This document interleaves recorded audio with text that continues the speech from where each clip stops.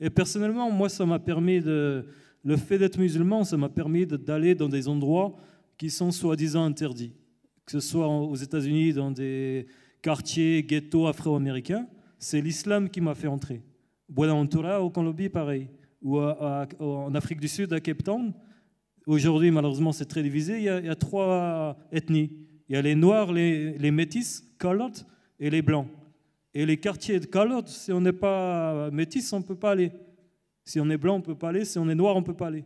Et les Métis ne peuvent pas aller dans les quartiers noirs. C'est la règle. Tout le monde va le dire. Mais avec l'islam, on peut le faire. Et les musulmans croyants le sentent très fort. Et aussi, cela ne passe pas inaperçu chez des gens qui ont connu un autre système avant et qui, à travers l'islam, développent une nouvelle façon de considérer l'être humain où ces ségrégations n'ont plus lieu d'être. Merci beaucoup. Du coup, on va conclure sur la dernière question. Qu'est-ce que ces rencontres et ces voyages vous ont apporté personnellement? Et plus globalement, quelles leçons, nous, la communauté française, on peut en tirer? Oui, rapidement, je vais, peut-être très personnellement, parce que c'est la question, qu'est-ce que ça m'a amené personnellement? Parce que je le fais par un intérêt académique aussi, mais personnellement, ça m'a permis de rencontrer des personnes aux itinéraires très surprenants pour moi. Des personnes qui ont, que ce soit au Brésil, au Mexique, en Colombie, qui ont connu l'islam à 14-15 ans quand ils vivaient dans la rue, qui ont connu l'islam en prison, aux États-Unis avant de se faire expulser. Des personnes qui ont changé radicalement de vie pour le positif grâce à l'islam, qui étaient dans des réseaux plus ou moins mafieux. Des personnes qui étaient toxicomanes qui sont venues à l'islam.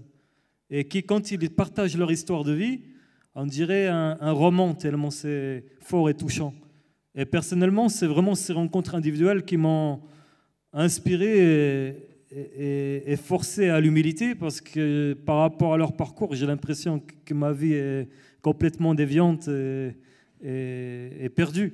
Mais c'est vraiment cela que ces voyages m'ont approché, puis aussi d'éveiller la curiosité et le fait de se sentir en connexion avec tout le monde, parce qu'à force de voyager, soit on se sent, enfin, c'est pas soit, c'est tant on se soit étranger partout qu'on se sent chez soi partout.